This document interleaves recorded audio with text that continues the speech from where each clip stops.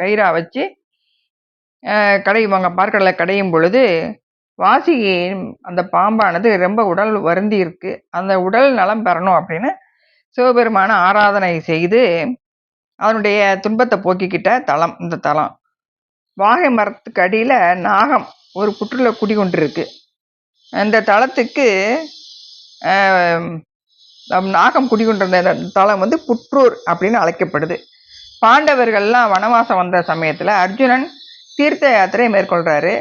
அப்போ பல தலங்களுக்கும் செல்லும் பொழுது இந்த தலத்துக்கு வர்றார். இங்கே வரும் பொழுது அவருக்கு தாகம் எடுக்குது.